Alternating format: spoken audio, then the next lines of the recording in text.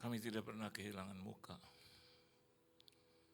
kehilangan harkat, dan juga harapan.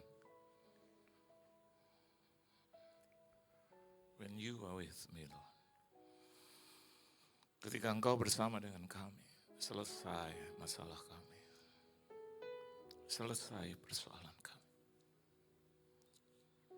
Ada ketenangan di situ. Ada jawaban di situ. Ada campur tangan Tuhan dalam hidup kami. Jika Engkau di pihakmu, siapa yang berani menentang kami? Jika Engkau di pihakmu, siapa lawan kami? You are the best. The greatest of all time. Yang terbaik, terindah.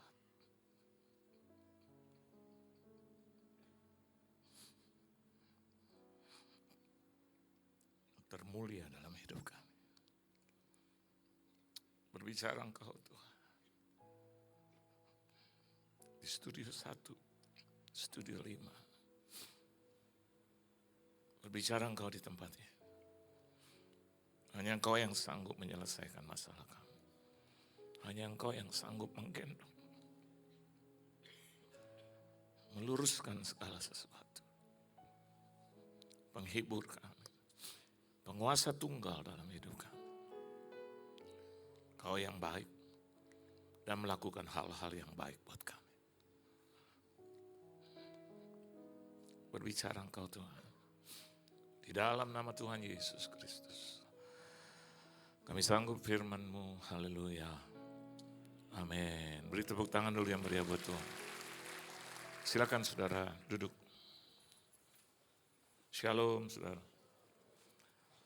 Satu kehormatan bagi saya boleh melayani Tuhan dimanapun saya ditempatkan hari ini. Saya ada di sini. Terima kasih buat Tuhan Yesus Kristus yang mengundang saya. Tuhan rumah juga di tempat ini, gembala, koordinator, dan juga seluruh jemaat Tuhan, either yang ada di ruangan ini maupun di Studio 5. Halo Studio 5. Tuhan Yesus memberkati. Beri tepuk tangan dulu buat yang di Studio 5 saudara.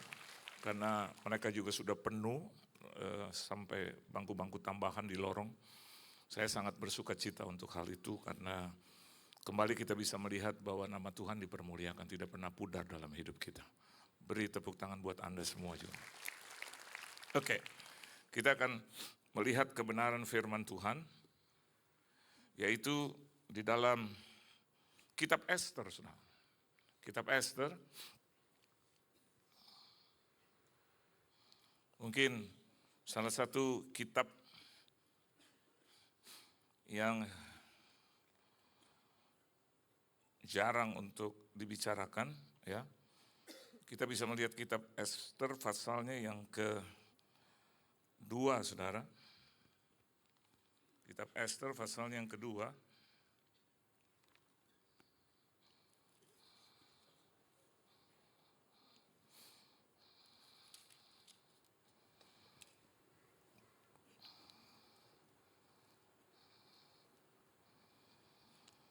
Esther pasalnya yang kedua, ayatnya yang ke-15 sampai dengan ayat yang ke-18.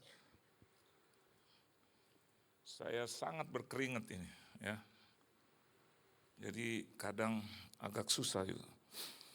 Esther pasalnya yang kedua, ayatnya yang ke-15 sampai dengan ayat yang ke-18. Kalau saudara sudah mendapatkannya, mari kita baca bersama-sama. 1, 2, dan 3. Ketika Esther anak Abihail, yakni saudara ayah Mordekai yang mengangkat Esther sebagai anak, mendapat giliran untuk masuk menghadap raja, maka ia tidak menghendaki sesuatu apapun selain daripada yang dianjurkan oleh Hegai, sida-sida raja, penjaga para perempuan. Maka Esther dapat menimbulkan kasih sayang pada semua orang yang melihat dia. Demikianlah Esther dibawa masuk menghadap raja Ahasiweros ke dalam istananya pada bulan yang ke-10, yakni bulan Tebet pada tahun yang ke-7 dalam pemerintahan Baginda.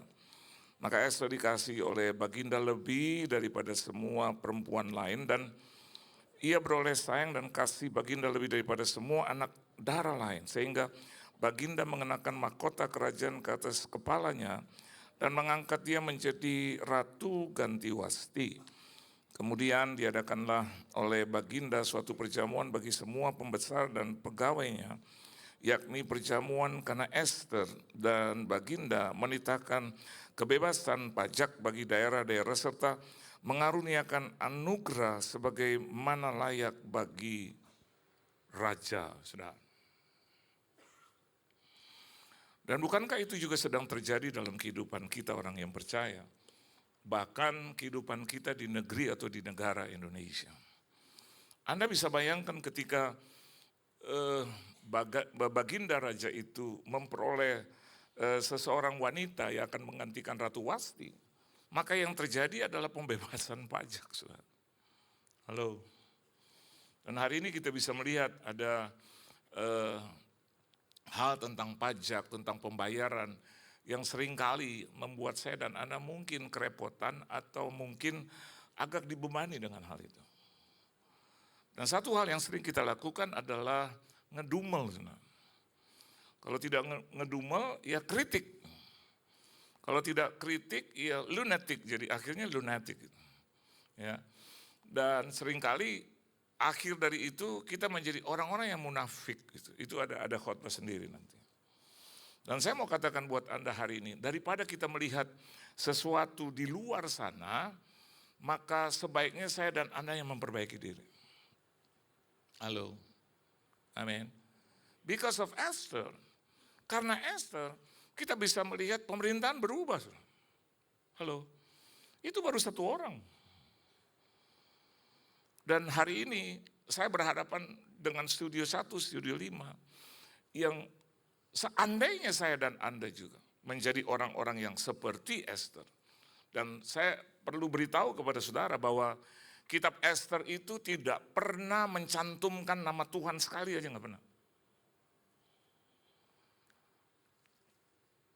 Nggak percaya Pak, cek aja, karena saya udah cek duluan. Nggak ada sudah. Dari apa namanya pasal yang pertama itu yang pertama sampai akhir nggak ada nama Tuhan di situ.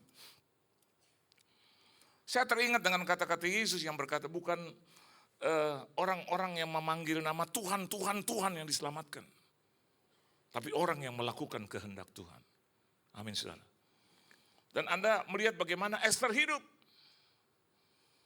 Bagaimana karakter dan sifat Esther itu dinyatakan bahkan ada di dalam satu kebenaran firman Tuhan, yaitu Alkitab. Nah dari sana saya bisa melihat sesuatu yang luar biasa. Apa itu saudara? Yang Tuhan taruh di hati saya. The sovereignty of God. God's sovereignty. Satu kedaulatan Tuhan di dalam kehidupan manusia. Amin. Saya memberi judul firman Tuhan pada ibadah yang pertama yaitu The Awesome of God's Sovereignty. Jadi sesuatu yang istimewa daripada kedaulatan Tuhan. Kedaulatan Tuhan yang istimewa dalam hidup kita. Dan kalau saya melihat diri saya dan Anda juga, bukankah saya dan Anda memiliki kedaulatan Allah di situ? Halo? Ya. Kedaulatan Tuhan yang tidak bisa diganggu gugat, bahkan tidak ada seorang pun yang berhak mencolek dan menyentuh Anda. Karena the power of God is there, ada di situ. Kedaulatan Tuhan ada di situ. Dan seandainya saya dan Anda hidup seperti Queen Esther, maka yang terjadi adalah pembelaan Tuhan dan pernyataan Tuhan tiap-tiap hari berlaku dalam hidup kita. Dan bukan hanya itu, kita bisa merubah komunitas kita, kita bisa merubah keluarga kita, kita bisa merubah kota kita, saudara. Bahkan kita bisa merubah negeri, negara, dan bangsa kita. Di tengah-tengah kesibukan Anda dan saya, pernahkah Anda terfikir bahwa Indonesia terancam dengan mega trust yang tinggi? Saya lihat itu, saudara, dan tiap-tiap hari saya berdoa untuk negara saya, bangsa saya. Karena kalau seandainya itu terjadi, maka hancur ini. Ada banyak jiwa, ada banyak pekerjaan yang hilang, ada banyak hal-hal yang merugikan saya dan Anda.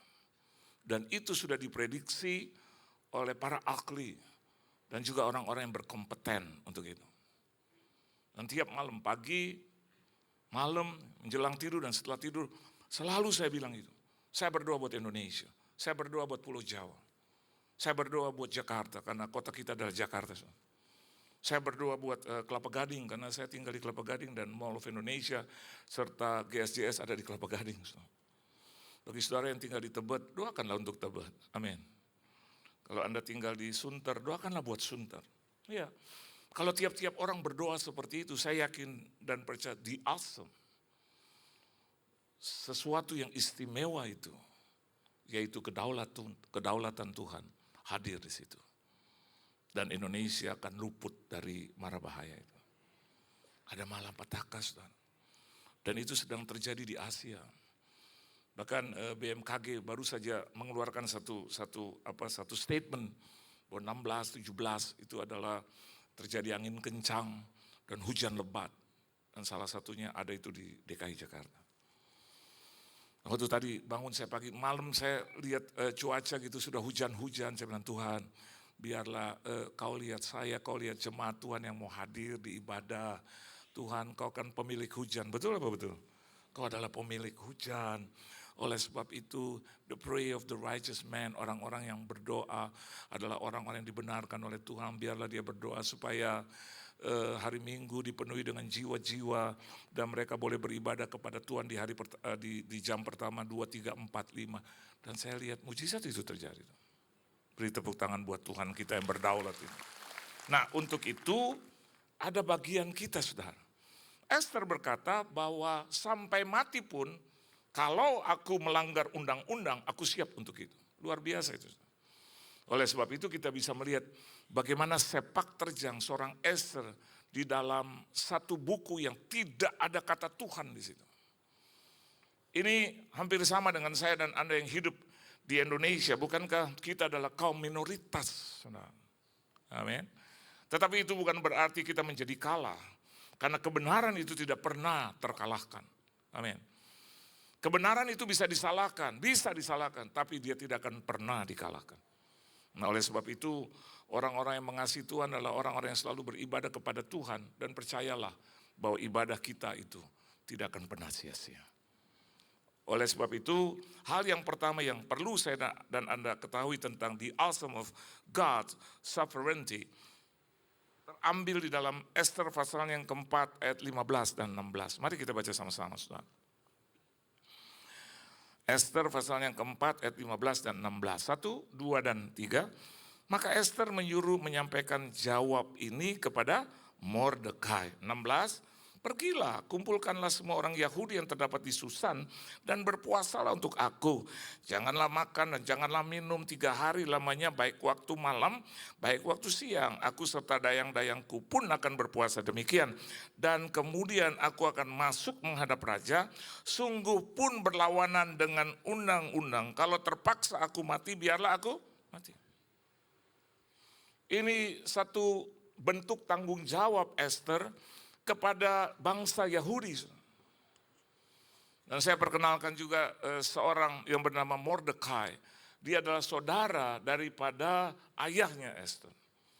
Dan dari kecil dia sudah kehilangan bapak ibu sehingga akhirnya Mordekai mengangkat Esther sebagai anaknya.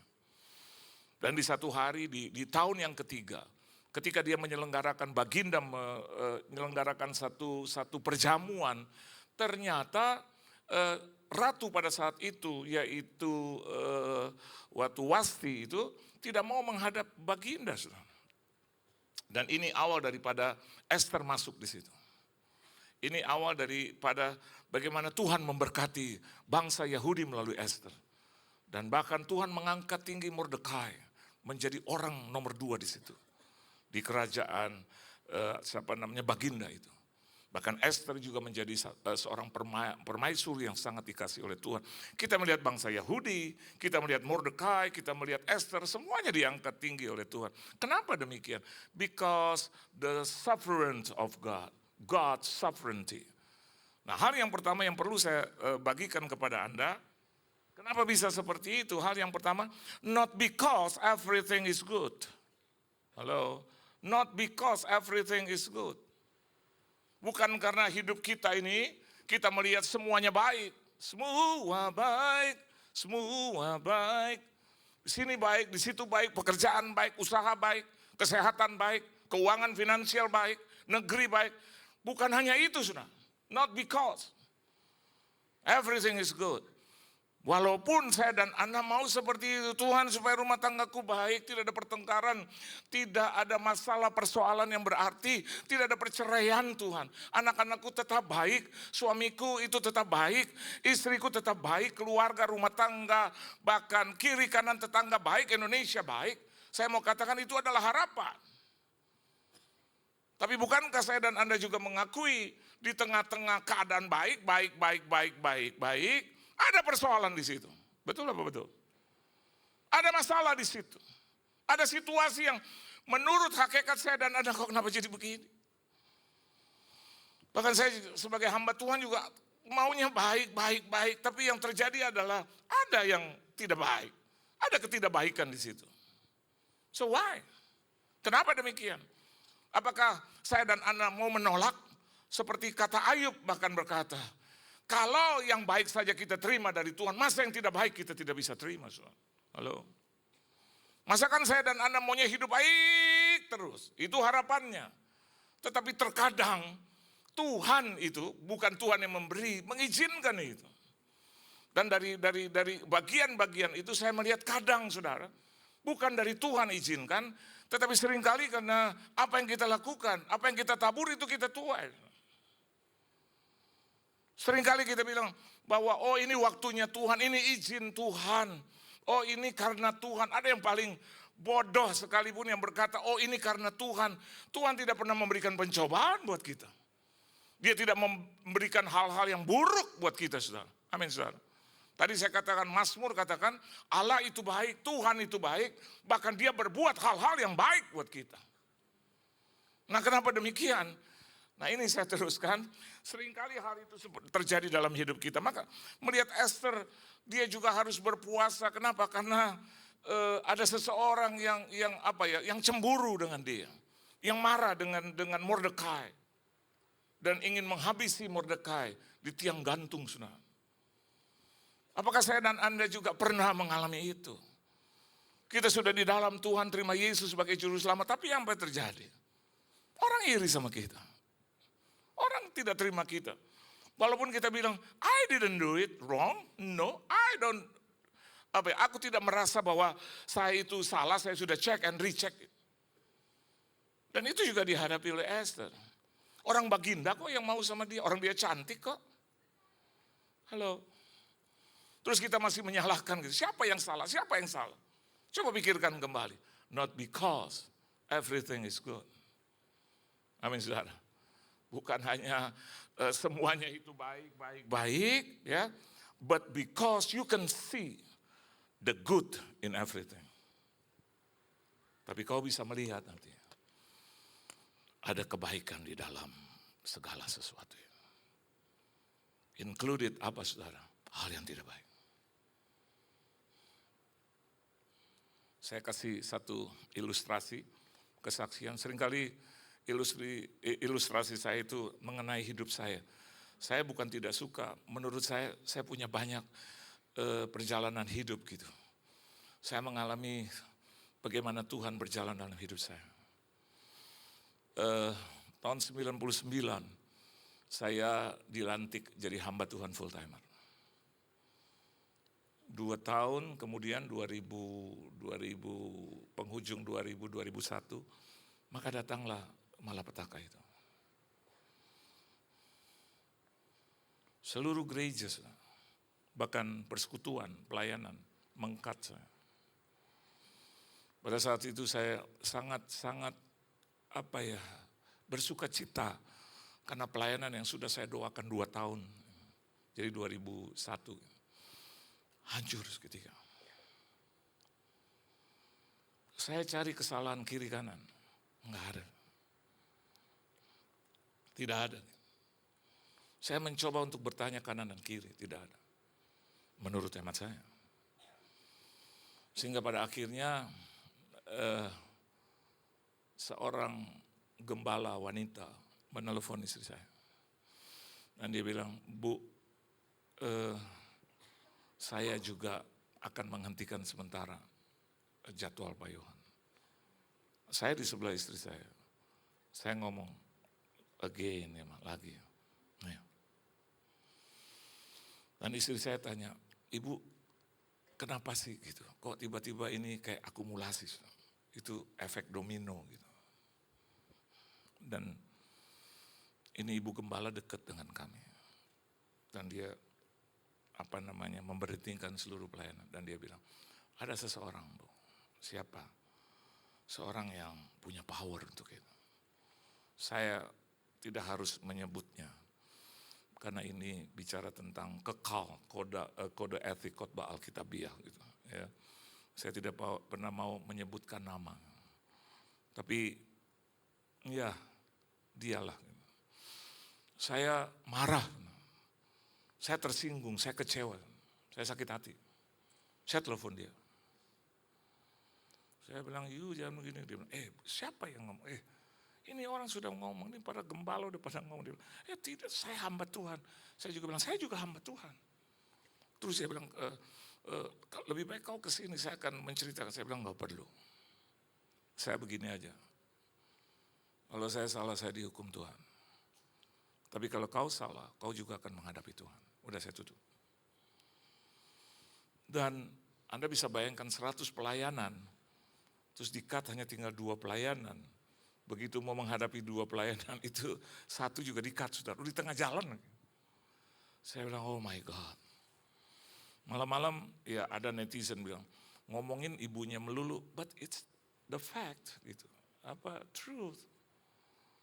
Karena dia mimpi saya jadi hamba Tuhan, jadi saya hampiri dia. Saya bilang, Mama saya tanya, ya kenapa ini? Kenapa ya? Kata Mama bahwa saya jadi hamba Tuhan, karena Tuhan dia pilih aku langsung kok. Aku di-cut. Mama saya bilang, itu biasa. Wah, saya bilang saya jadi hamba Tuhan. Mama tuh pendoa aja, tapi yang kejadiannya mengalaminya aku kok biasa. Dia bilang, Yohan dengar, di tengah-tengah everything is good sometimes. The good, you can see the good in everything. Saya nggak lihat itu nanti later on you can see it. Tapi parah hidup saya sudah.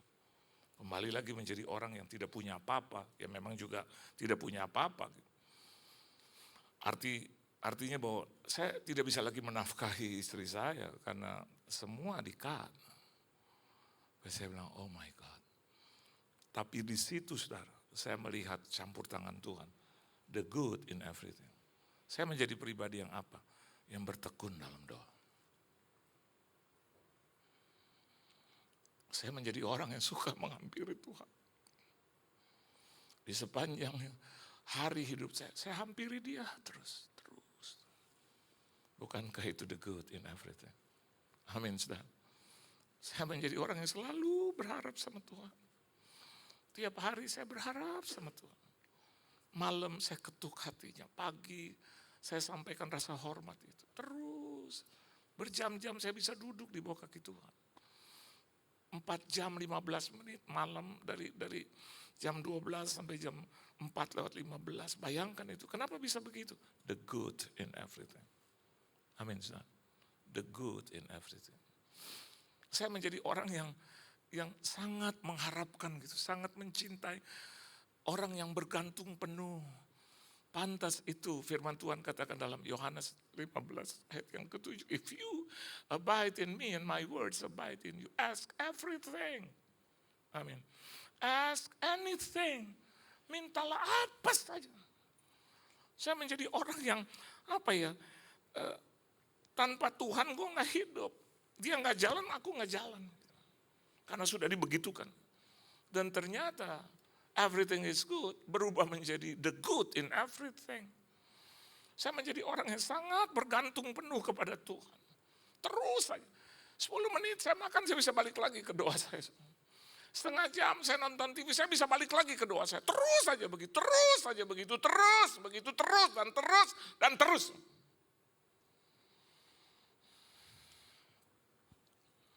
Pertanyaannya adalah, apakah Tuhan begitu bebal?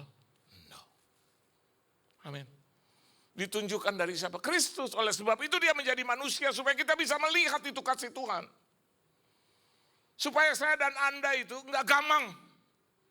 Bagaimana mungkin ada Tuhan gue enggak pernah lihat. Tapi Alkitab bilang bahwa murid-muridnya melihat Yesus. Amin. Dan itu sudah lebih dari cukup. Ada banyak murid-murid yang bersaksi tentang dia melihat Yesus. Bahkan 500 orang itu bersaksi bahwa mereka ditemui dan dijumpai oleh Yesus. That's enough. Sehingga akhirnya saya punya semangat itu. Dan saudara tahu, beberapa waktu kemudian, bukan dengan rasa sombong, tapi saya mau bilang, the good in everything ada dalam hidupku. Saya dijuluki hamba Tuhan dengan 1000 khotbah tiap tahun. Siapa yang berikan itu? God. Sampai akhirnya orang bilang sombong banget, nggak bisa datang 5 tahun, 6 tahun aku minta. Memang nggak bisa, sudah. Dan saya lihat di balik permasalahan ada mujizat. Di balik kesedihan kita, tangisan kita, itu ada sukacita. Kalau Anda berharap kepada Tuhan dan punya prinsip itu, not only everything is good, but you can see the good in everything. Kita akan bisa merasakan. Dan saudara tahu, tanpa harus dengar dari orang lain, saya dan Anda merasakan dan melihat secara langsung. Berkat Tuhan itu kita rasakan dalam hidup kita sendiri. Beri tepuk tangan yang meriah betul. Oleh sebab itu saya selalu menjadi pribadi seorang hamba Tuhan yang lately gitu, selalu menyampaikan firman Tuhan itu, ayo pergi yuk ke gereja gitu. You know why? Karena dari 5 prinsip hidup, saudara, dalam hidup saya. Yang pertama firman Tuhan, kedua doa, ya. Yang ketiga itu beribadah. Yang keempat itu memiliki iman, have faith in Jesus. Dan yang kelima adalah melakukan hal-hal yang seperti Yesus lakukan. Kalau Anda punya prinsip itu, saya yakin dan percaya, apapun yang boleh terjadi, you can see the good in everything. Yang kedua, apa yang membuat Esther become atau get the awesome of God's sovereignty. Mari kita lihat di dalam kebenaran firman Tuhan dalam Esther pasal yang kelima ayat 1-3 ya. Mari kita baca sama-sama, saudara. Saya lihat di wajahmu ada the good in everything ya. Kadang-kadang kita marah sama istri ya, sama suami. Kemarin saya khotbah tentang, saya bilang sama istri saya, udah kamu beberapa puluh tahun lalu udah stop, berhenti ngomong gitu. Istri saya bilang, ya kan aku harus ngomong, udah gak usah pusing, aku pusing, lebih baik kau diam aja, nanti biar Tuhan yang berbicara kepada aku. Tapi aku mau, nggak usah, akhirnya dia gak ngomong. Dan betul, dari sana saya bisa melihat the good in everything. Kalau dia gak ngomong, menderita hidup saya. Menderita, terjadi apa saudara? Demonstrasi besar-besaran. Saya nggak makan, sudah. Saya punya pembantu 2 gitu ya, yang di dalam dan yang di luar, yang di bawah dan yang di atas gitu. Aduh, jujur, telling the truth ya, bener-bener masakannya nggak enak. Mereka bikin sambal aja pahit. Saya rasa mungkin ada kepahitan di sini ya, jadi pahit mang. Yang ada itu di sambal itu wajah istri saya gitu, tapi dalam posisi lagi gitu. Jadi bikin pedas ya. Aduh, capek juga. Bikin kacang hijau, saya suka kacang hijau, saudara. Ya, kacang hijau saya suka. Istri saya suka bikin. Kalau dia bikin the best in the world. Benar ya di atas ya. Pak, saya nggak pernah mau bohong di atas panggung, di bawah aja saya berusaha untuk tidak bohong. Saya bilang, she's the best maker of kacang hijau. Jadi kalau dia bikin, saya langsung, dan itu kesempatan dia untuk tagih pengeluaran gitu. Jadi dia pintar, dia sering bikinin saya kacang hijau terus. Saya bilang, ini ada ini nih, udang di balik bakwan ya. Tapi memang I like gitu kacang hijau dia.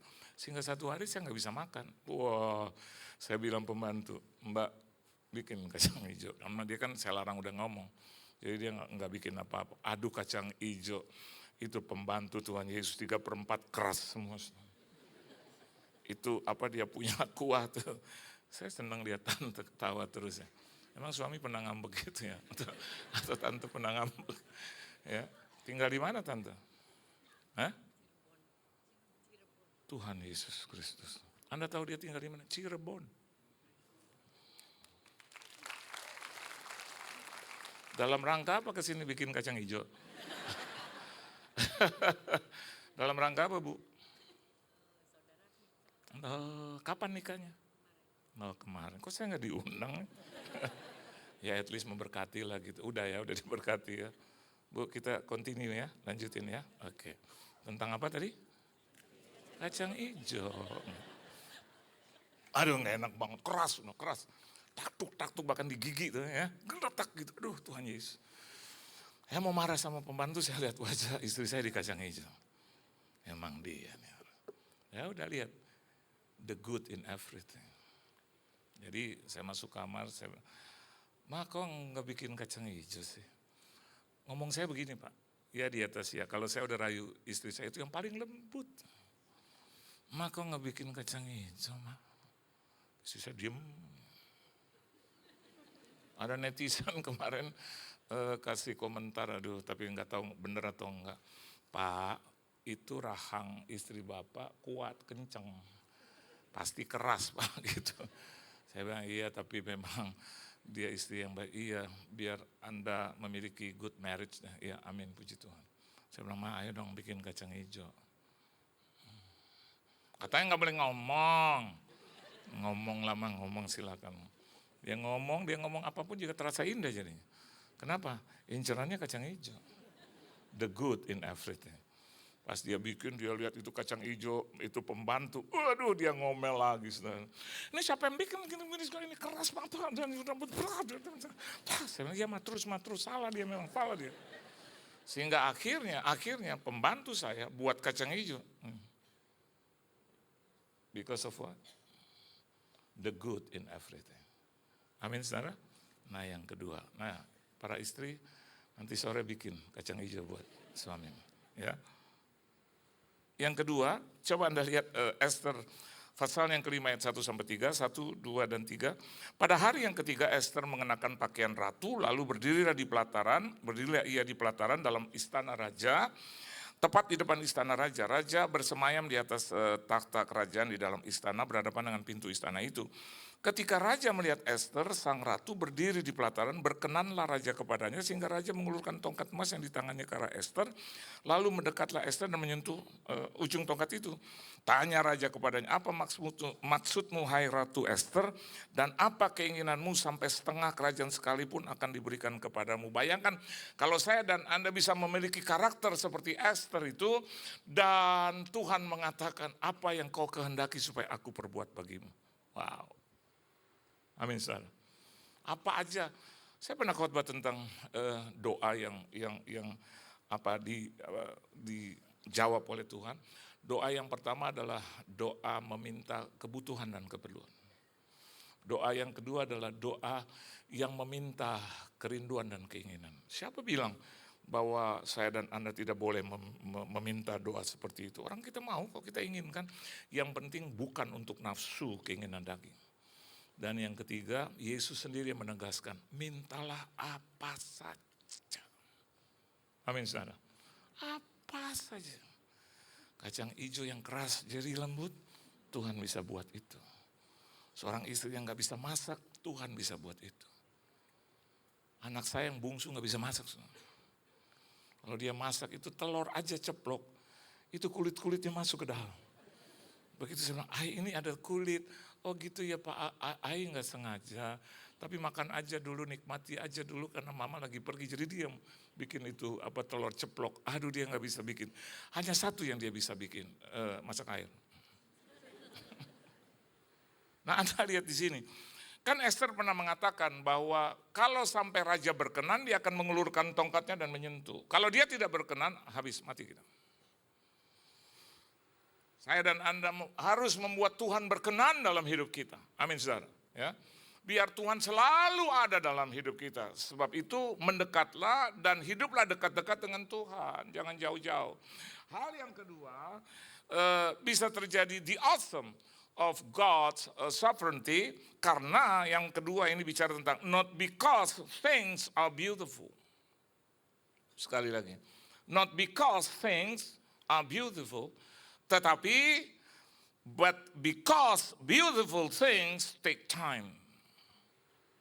Anda mau yang baik, Anda mau yang indah, Anda mau yang berkenan. Saya mau katakan buat Anda, the beautiful things itu take time. Amin. Membuat sesuatu yang enak, sesuatu yang indah, butuh waktu. Mau lihat cinta yang sejati, cinta yang murni, butuh waktu. Saya sudah menikah 34 tahun, butuh waktu. Enggak hanya cuma 2 minggu, terus saya tahu sifat karakter istri saya. Sampai hari ini 34 tahun, masih cari-cari bentuk yang terbaik. Masih. Terus saja belajar, kok begini, kok begitu. Because beautiful things itu take time, butuh waktu, saudara. Bagaimana saya dan Anda melihat bagaimana Yesus hidup, dia bukan hidup 2-3 hari datang tak tebus kita, tidak. Tapi dilahirkan terlebih dahulu, betul. Terus hidup, saudara, terus. Terus mati buat kita, bangkit buat kita, naik ke surga, butuh waktu. Sehingga akhirnya kita bisa melihat bahwa kita menyembah Tuhan yang hidup dan sempurna itu. Kekristenan juga begitu, saudara, butuh waktu untuk mencapai satu kehendak Tuhan. Jadi kalau saya lihat kadang anak-anak saya salah, saya bisa melihat itu sebagai sesuatu yang memang butuh waktu. Saya pacaran dengan istri saya enggak hari kedua terus nikah, Bu. Hari keempat saya langsung diinfus. Iya, because I didn't know about her. Tapi butuh waktu, saudara. Beribut di pacaran, berdebat di pacaran, nyatu lagi, terus lagi begitu, terus lagi begitu. Oleh sebab itu pacaran saya itu terlalu lama sesungguhnya, 8 tahun. Harusnya Kristen zaman sekarang 3 bulan lah gitu ya. Kemarin saya nikahkan orang, saya tanya, berapa lama kamu pacaran? 3 bulan Pak, langsung kami menikah. Kenapa? Iya kan saya sudah umur 41. Oh, 41. Oh, jadi bukan dikejar-kejar karena umur ya, enggak. Dan suaminya enggak mau menikah dulu. Dan saya tanya kenapa? Butuh waktu Pak mengenal dia, butuh waktu Pak mengenal dia. Hari ini saya mau katakan buat saudara, ketika Anda beribadah, butuh waktu juga saudara. Anda diberkati oleh Tuhan. Butuh waktu juga untuk memperoleh kesembuhan. Amin. Ada yang sifatnya langsung seketika, tapi ada yang sifatnya proses. Dan dalam proses itu you can see the beautiful things take time. Selalu butuh waktu, ya. Dan yang terakhir saya tutup firman Tuhan, bagaimana the awesome of God's sovereignty itu berlaku dalam hidup kita. Mari kita baca sama-sama di dalam Esther, kitab Esther. Saya tidak lari ke mana-mana. Esther 2 ayat 17. Saya tutup. Mari baca sama-sama, saudara. 1, 2, dan 3. Maka Esther dikasih oleh Baginda lebih daripada semua perempuan lain. Dan ia beroleh sayang dan kasih Baginda lebih daripada semua anak darah lain. Sehingga Baginda mengenakan mahkota kerajaan ke atas kepalanya dan mengangkat dia menjadi ratu ganti Wasti. Amin. Ya, Anda mau dikasih Tuhan? Saya mau dikasih Tuhan. Anda mau dikasih suamimu, Anda mau dikasih oleh istrimu, kita juga mau dikasih. Ya, saya mau supaya istri saya mengasihi saya, tidak ada yang lain. Puji Tuhan sampai ini nggak ada yang lain. Karena umur kita udah 60 lebih, jadi udah nggak ada yang lain. Ya. Dia pernah tanya sama saya, kalau aku mati, Papa nikah lagi enggak? Memang agak sulit, saya bilang. Dia jambak kepala saya. Gue nanya benar.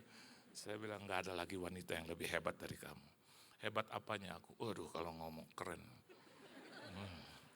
Apa-apa, saudara, dia menurut saya kali ya, ini menurut saya, Salah satu wanita terkuat di dunia dia. Dia bisa bertahan ya. Anda bisa bayangkan dia datang waktu habis lagi. Selesaiin aja. Apa tutup? Udah pada berdiri semua. Udah kayak penerima tamu sebenarnya. Ya pokoknya yang terakhir saya mau katakan buat saudara, kenapa Esther itu mendapatkan sesuatu yang istimewa dari kedaulatan Tuhan itu, not because she waited or she seek it or she submitted, tapi imperfection, but because his timing is perfect. Jadi hal yang ketiga, bukan karena kita tunggu Tuhan, bukan hanya kita mencari Tuhan, tapi bukan juga karena kita penundukan diri kepada Tuhan, tapi ada hal yang jauh lebih penting daripada itu, yaitu waktu Tuhan itu sempurna. Amin saudara.